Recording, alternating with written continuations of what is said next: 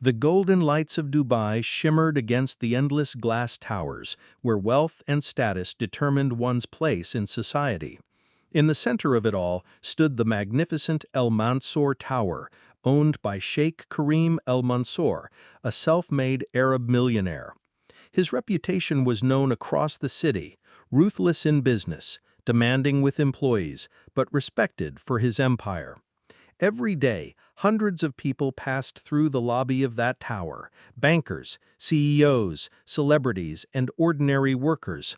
Among them was Tariq, a young man of 20 with calloused hands and clothes often dusted with the smell of cleaning agents. Tariq was the son of a cleaner who had worked for the Al Mansour family for years.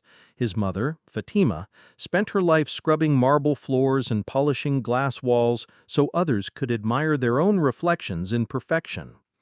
To the world, Tariq was just a cleaner's son, someone who pushed cleaning carts and carried buckets.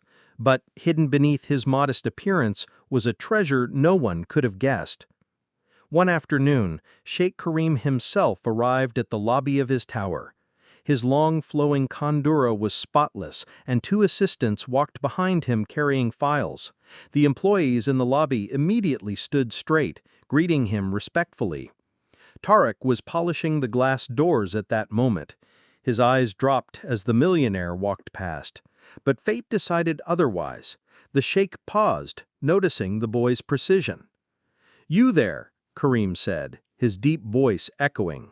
"How long have you been working here?" Tariq looked up nervously. "A few months, sir. My mother has worked here for many years." The millionaire glanced at him with a mix of curiosity and arrogance. "A cleaner's son, I see. Tell me, young man, do you dream of becoming more than this? Or do you think polishing glass is your destiny?" The lobby fell silent. Tariq swallowed hard. His heart pounded, but his voice was steady when he replied, "Sir, I may be a cleaner's son, but I am more than what you see." "Oh?" Karim chuckled, raising an eyebrow. "And what exactly are you? Enlighten me." Tariq lifted his chin slightly, courage burning in his eyes. "I speak 9 languages." The assistants burst into laughter, and even Karim smirked. "9 languages? You? Don't make me laugh, boy. Do you expect me to believe that someone born in poverty, raised by a cleaner, knows more tongues than my own diplomats?" The staff looked on, waiting for the boy to shrink in shame. But Tariq didn't flinch. Instead, he said calmly, "Test me, sir. Choose any language you wish." Amused, Karim decided to indulge. "Fine then, speak to me in French." Without hesitation, Tariq replied in flawless French. "Bonjour, monsieur. Vous avez construit un empire impressionnant, mais parfois les plus grands trésors se cachent là où personne ne regarde." "Good morning, sir. You have built an impressive empire, but sometimes the greatest treasures lie where no one looks." The assistants froze, exchanging glances. His accent was sharp, his fluency undeniable. Karim narrowed his eyes. Spanish. "Un placer conocerle, señor. El mundo es como un libro, y quien no aprende idiomas lee solo una página." "A pleasure to meet you, sir. The world is like a book, and he who does not learn languages reads only one page." The sheikh's smirk faded slightly. Still skeptical, he commanded Mandarin. Tariq's tone shifted effortlessly as he spoke Mandarin, his words flowing like water. "先生，英语是通向人心的钥匙，比金钱更有力量." "Sir, language is the key to people's hearts, more powerful than money." Gasps filled the room. Even the assistants were stunned into silence. One by one, Karim demanded more: Arabic, Italian, German, Russian, Turkish, Japanese, and Ugandan. And one by one, Tariq delivered with breathtaking fluency, his eyes never faltering.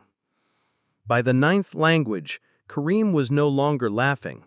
His arms were crossed, his lips pressed thin, and his mind raced. How did you learn all of this?" Kareem finally asked, his voice lower, no longer mocking. Tarek smiled faintly.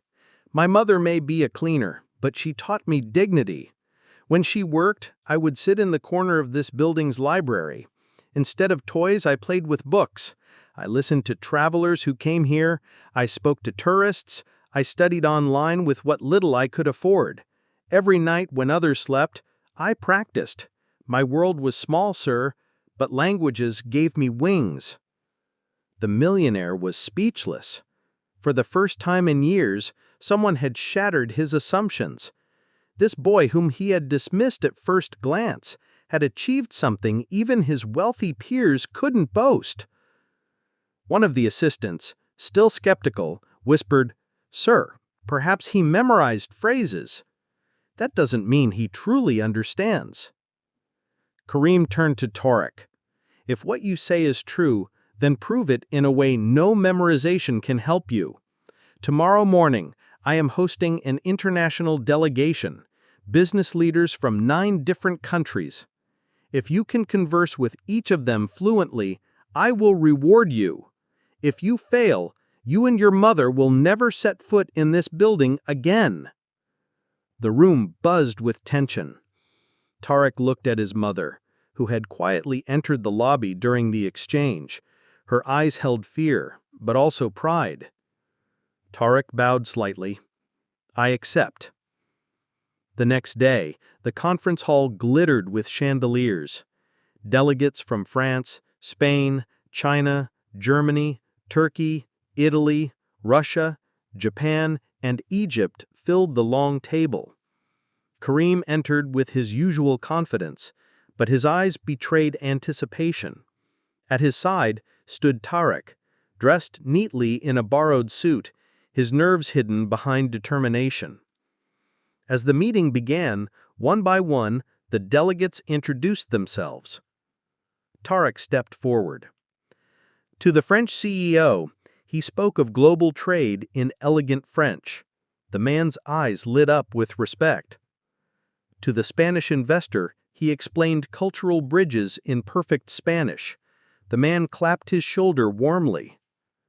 The Chinese businesswoman nearly dropped her pen as Tarek engaged her in Mandarin, discussing ancient poetry.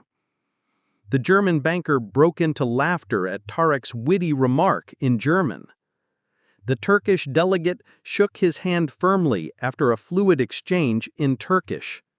The Italian clapped loudly, exclaiming how native Tarek sounded. The Russian tycoon grinned, declaring him a molodets, brilliant young man.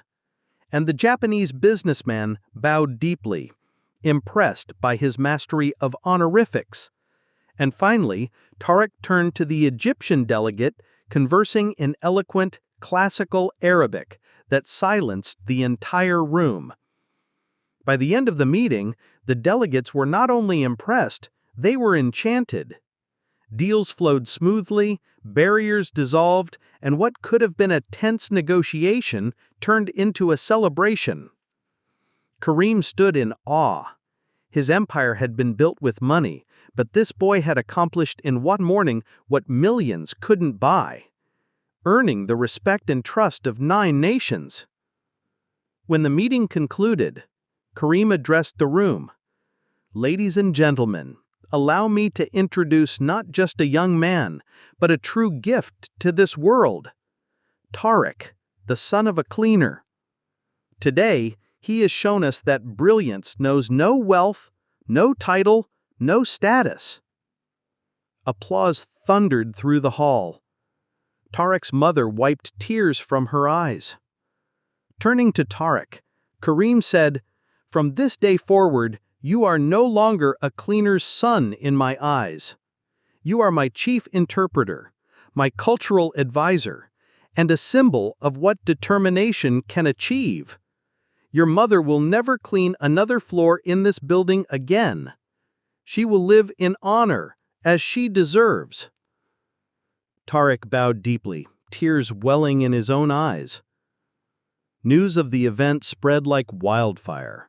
Social media erupted with the story of the cleaner's son who spoke 9 languages and humbled a millionaire.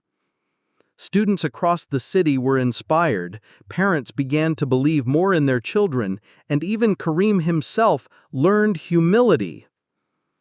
That evening, when the lights of Dubai glowed again, Tariq stood on the balcony of his new office, his mother beside him. I whispered, "All those nights I dreamed, Mama. Today it became real." Fatima kissed his forehead gently. "And this is only the beginning, my son. Your words are your wings. Fly as far as you can." Karim, watching from a distance, smiled quietly.